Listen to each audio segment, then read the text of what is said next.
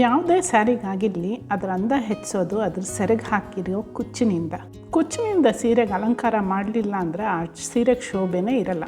ಇವತ್ತು ನಾನು ಹಾಕ್ತಾ ಇರುವಂಥ ಸಾರಿ ಕುಚ್ಚು ಡಿಸೈನು ಮೈಸೂರು ಸಿಲ್ಕ್ ಸೀರೆಗಳಿಗೆ ಪರ್ಫೆಕ್ಟಾಗಿ ಸೂಟ್ ಆಗುತ್ತೆ. ಆದರೆ ನಾನು ಇಲ್ಲಿ ಒಂದು ಸ್ಯಾಂಪಲ್ ಪೀಸ್ಗೆ ಹಾಕಿ ತೋರಿಸ್ತಾ ಇದ್ದೀನಿ.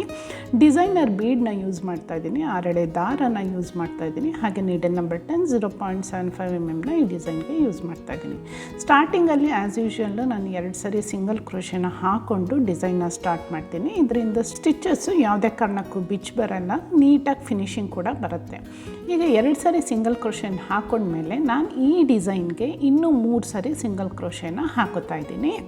ಸೊ ಇದು ನಾನು ರಿವರ್ಸ್ ಸೈಡಿಂದ ಬಂದು ಲಾಕ್ ಮಾಡ್ಕೊಳ್ಳೋಕ್ಕೆ ಹೆಲ್ಪ್ ಆಗುತ್ತೆ. ಸೊ ಹಾಗಾಗಿ ಇಲ್ಲಿ 5 ಸರಿ ಸಿಂಗಲ್ ಕ್ರೋಶೆನ ಹಾಕ್ಕೊಂಡು ದಾರನ ಸ್ವಲ್ಪ ಮೇಲಕ್ಕೆ ಮಾಡಿಕೊಂಡು ಈಗ ಇದಕ್ಕೆ ಒಂದು ಡಿಸೈನರ್ ಬೀಡನ್ನ ಯೂಸ್ ಮಾಡ್ತಾ ಇದ್ದೀನಿ. ಇದು ಬಿಗ್ ಸೈಜು ಗೋಲ್ಡನ್ ಬೀಡು. ಇದು ಒಂದು ನಲ್ಲಿಕಾಯಿ ಬೀಜದ ಶೇಪಲ್ಲಿದೆ. ಸೊ ಇದು ಒಂದು ಸ್ವಲ್ಪ ಡಿಫ್ರೆಂಟಾಗಿ ಹೈಲೈಟೆಡ್ ಆಗಿ ಕಾಣಿಸುತ್ತೆ ಅಂತ ನಾನು ಈ ಬೀಡನ್ನ ಯೂಸ್ ಮಾಡ್ತಾ ಇದ್ದೀನಿ. ನಿಮಗೆ ಕ್ರಿಸ್ಟಲ್ ಬೀಡ್ಸು, ಪರ್ಲ್ಸು ಏನು ಬೇಕಾದರೂ ನೀವು ಯೂಸ್ ಮಾಡ್ಬೋದು. ಬೀಡನ್ನ ಇನ್ಸರ್ಟ್ ಮಾಡಿದ್ಮೇಲೆ ಬೀಡ್ ಲಾಕನ್ನು ಮಾಡಿಕೊಂಡು ಅದನ್ನು ಕ್ಲಾತ್ಗೂ ಕೂಡ ಸಿಂಗಲ್ ಕ್ರೋಶೆನ ಹಾಕಿ ಲಾಕ್ ಮಾಡ್ಕೋಬೇಕಾಗತ್ತೆ. ಈಗ ನಾನು ಮತ್ತೆ 3 ಸಿಂಗಲ್ ಕ್ರೋಶೆಯನ್ನು ನಾನಿಲ್ಲಿ ಹಾಕೋತಾ ಇದ್ದೀನಿ. 3 ಸಿಂಗಲ್ ಕ್ರೋಶೆಗಳನ್ನ ಹಾಕೊಂಡ್ಮೇಲೆ 3 ಚೈನನ್ನು ಕೂಡ ಹಾಕ್ಕೊಂಡು ರಿವರ್ಸ್ ಸೈಡ್ಗೆ ಟರ್ನ್ ಮಾಡಿಕೊಂಡು ಬೀಡ್ ಪಕ್ಕ ಇರುವಂಥ ಗ್ಯಾಪಲ್ಲಿ ಲಾಕ್ ಮಾಡ್ಕೋತೀನಿ. ನೆಕ್ಸ್ಟ್ ಈಗ 5 ಚೈನನ್ನು ಹಾಕ್ಕೊಂಡು ಬೀಡ್ಗೆ ಇನ್ನೊಂದು ಕಡೆ ಇರುತ್ತಲ್ಲ ಗ್ಯಾಪು, ಅಲ್ಲಿಗೆ ಲಾಕ್ ಮಾಡ್ಕೋತೀನಿ. ಸೊ ಹಿಂಗೆ ಮಾಡೋದ್ರಿಂದ ಬೀಡ್ ಮೇಲೆ ಒಂದು ಸ್ಮಾಲ್ ಆರ್ಚ್ ಬರುತ್ತೆ.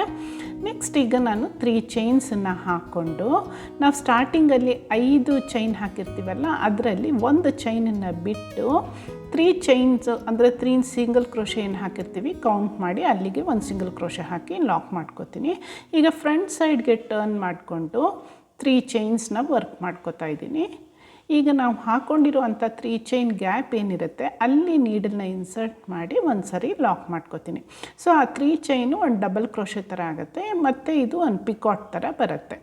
ಈಗ ಮತ್ತೆ ನೀಡಲ್ ಮೇಲೆ ಒಂದು ಸರಿ ದಾರನ ಸುತ್ತಕೊಂಡು ಬೀಡ್ ಮೇಲಿರುವಂಥ 5 ಚೈನ್ ಆರ್ಚ್ ಒಳಗಡೆ ಒಂದು ಡಬಲ್ ಕ್ರೋಶೆನ ವರ್ಕ್ ಮಾಡ್ಕೋತಾ ಇದ್ದೀನಿ.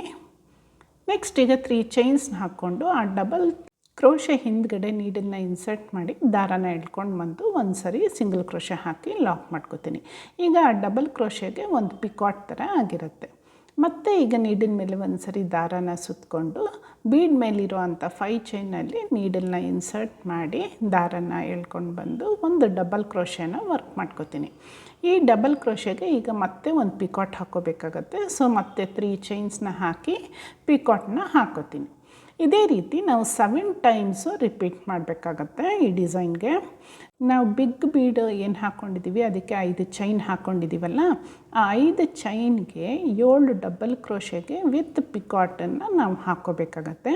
ಅಲ್ಲಿ ನೀವು ನೋಡಿ ಇನ್ನೂ ಸ್ವಲ್ಪ ಏನಾದ್ರು ಗ್ಯಾಪ್ ಇದ್ದರೆ 8 ಡಬಲ್ ಕ್ರೋಶೆ ವಿತ್ ಪಿಕಾಟ್ ಕೂಡ ನೀವು ಹಾಕೋಬೋದು. ಆ ಚೈನ್ ಕಂಪ್ಲೀಟಾಗಿ ಕವರ್ ಆಗಿರಬೇಕು, ಆ ರೀತಿ ವರ್ಕ್ ಮಾಡ್ಕೋಬೇಕಾಗತ್ತೆ. ನೆಕ್ಸ್ಟ್ ಈಗ ನಾವು ಸ್ಟಾರ್ಟಿಂಗಲ್ಲಿ ಒಂದು ಸಿಂಗಲ್ ಕ್ರೋಶೆ ಹಾಕಿರ್ತೀವಲ್ಲ ಕ್ಲಾತ್ಗೆ, ಅಲ್ಲಿಗೆ ಲಾಕ್ ಮಾಡ್ಕೋಬೇಕಾಗತ್ತೆ. ಈಗ ಒಂದು ಫ್ಲವರ್ ಆರ್ಚ್ ಈ ಥರ ಬರುತ್ತೆ. ನೆಕ್ಸ್ಟ್ ಈಗ ನಾನು 2 ಸಿಂಗಲ್ ಕ್ರೋಶೆನ ವರ್ಕ್ ಮಾಡ್ಕೋತಾ ಇದ್ದೀನಿ. ನಾವು ಸ್ಟಾರ್ಟಿಂಗಲ್ಲಿ 5 ಸಿಂಗಲ್ ಕ್ರೋಶನ್ ಹಾಕಿರ್ತೀವಲ್ಲ ಫ್ಲವರ್ಗೆ ಲೆಫ್ಟ್ ಸೈಡಲ್ಲಿ, ಇವಾಗ ರೈಟ್ ಸೈಡಲ್ಲೂ ಕೂಡ ನಾವು 5 ಸಿಂಗಲ್ ಕ್ರೋಶನ ಹಾಕ್ಕೋಬೇಕಾಗತ್ತೆ. ಆವಾಗ ಡಿಸೈನ್ ಬ್ಯಾಲೆನ್ಸಿಂಗ್ ಆಗಿರುತ್ತೆ. ನೆಕ್ಸ್ಟ್ ಈಗ ದಾರನ ಮೇಲಕ್ಕೆ ಮಾಡಿಕೊಂಡು ಇನ್ನೊಂದು ಬೀಡನ್ನ ಆ್ಯಡ್ ಮಾಡಿ ಬೀಡ್ ಲಾಕನ್ನು ಮಾಡಿ ಎಲ್ಲಿ ಬರುತ್ತೆ ಅಲ್ಲಿ ನೋಡಿ ಕರೆಕ್ಟಾಗಿ ನೀಡನ್ನು ಇನ್ಸರ್ಟ್ ಮಾಡಿ ಒಂದು ಸಿಂಗಲ್ ಕ್ರೋಶನ ಹಾಕಿ ಲಾಕ್ ಮಾಡ್ಕೋತೀನಿ. Beginners each and every time measure ಮಾಡಿ ಲಾಕ್ ಮಾಡಿ, ಇಲ್ಲಾಂದರೆ ರಿಂಕಲ್ಸ್ ಬರೋ ಚಾನ್ಸಸ್ ಇರುತ್ತೆ.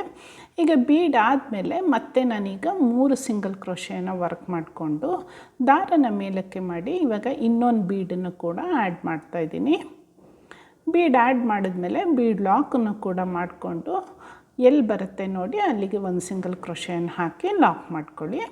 ಮತ್ತು ಈಗ 5 ಚೈನನ್ನು ಹಾಕ್ತಾಯಿದ್ದೀನಿ. 5 ಚೈನನ್ನು ಹಾಕಿ ರಿವರ್ಸ್ ಸೈಡ್ಗೆ ಟರ್ನ್ ಮಾಡಿಕೊಂಡು ಬೀಡ್ ಪಕ್ಕ ಇರುವಂಥ ಫಸ್ಟ್ ಸ್ಟಿಚ್ಚಲ್ಲಿ ನೀಡನ್ನು ಇನ್ಸರ್ಟ್ ಮಾಡಿ ಲಾಕ್ ಮಾಡ್ಕೊತಾ ಇದ್ದೀನಿ. ಅದರ ಪಕ್ಕ ಇರುವಂಥ ಇನ್ನೊಂದು ಸ್ಟಿಚ್ಚಲ್ಲೂ ಕೂಡ ಒಂದು ಸಿಂಗಲ್ ಕ್ರೋಶನ ವರ್ಕ್ ಮಾಡಿಕೊಂಡು ಈಗ ಫ್ರಂಟ್ ಸೈಡ್ಗೆ ಟರ್ನ್ ಮಾಡಿಕೊಂಡು ಬೀಡ್ ಮೇಲಿರೋ ಅಂಥ 5 ಚೈನ್ ಆರ್ಚ್ಗೆ ಸಿಂಗಲ್ ಕ್ರೋಶೆಗಳನ್ನ ವರ್ಕ್ ಮಾಡ್ತಾಯಿದ್ದೀನಿ. ನಾನಿಲ್ಲಿ 7 ಸಿಂಗಲ್ ಕ್ರೋಶೆನ ವರ್ಕ್ ಮಾಡ್ತಾಯಿದ್ದೀನಿ. ಇಲ್ಲಿ ನಿಮಗೆ ಕೌಂಟು ಮುಖ್ಯ ಆಗಲ್ಲ, ಬೀಡ್ ಮೇಲಿರೋ ಆರ್ಚು ಕಂಪ್ಲೀಟಾಗಿ ಕವರ್ ಆಗೋವರೆಗೂ ನೀವು ಸಿಂಗಲ್ ಕ್ರೋಶೆನ ವರ್ಕ್ ಮಾಡ್ಕೊಳ್ಳಿ. ನಿಮಗೆ ಗ್ಯಾಪ್ ಬಿಟ್ಟರೆ ತುಂಬ ಆಕ್ವರ್ಡಾಗಿ ಕಾಣಿಸುತ್ತೆ, ಅಷ್ಟು ನೀಟಾಗಿ ಫಿನಿಶಿಂಗ್ ಬರಲ್ಲ. ನೆಕ್ಸ್ಟ್ ಈಗ ನಾನು ಕ್ಲಾತ್ಗೂ ಕೂಡ ಸಿಂಗಲ್ ಕ್ರೋಶೆನ ಹಾಕಿ ಲಾಕ್ ಮಾಡ್ಕೋತೀನಿ. ಪಕ್ಕದಲ್ಲಿ ಇನ್ನೂ ಒಂದು ಸರಿ ಸಿಂಗಲ್ ಕ್ರೋಶೆನ ಹಾಕೋತೀನಿ. ಟೋಟಲಿ 3 ಟೈಮ್ಸು ಸಿಂಗಲ್ ಕ್ರೋಶೆ ಆಗುತ್ತೆ. ನೆಕ್ಸ್ಟ್ ಈಗ ಇನ್ನೊಂದು ಬೀಡನ್ನು ಇನ್ಸರ್ಟ್ ಮಾಡಿಕೊಂಡು ಬೀಡ್ ಲಾಕ್ ಮಾಡಿಕೊಂಡು ಎಲ್ಲಿ ಬರುತ್ತೆ ನೋಡಿ ಅಲ್ಲಿಗೆ ಒಂದು ಸಿಂಗಲ್ ಕ್ರೋಶೆಯನ್ನು ಹಾಕೋತೀನಿ. ಇಲ್ಲಿಗೆ ಒಂದು ಡಿಸೈನು ನಿಮಗೆ ಕಂಪ್ಲೀಟ್ ಆಗುತ್ತೆ.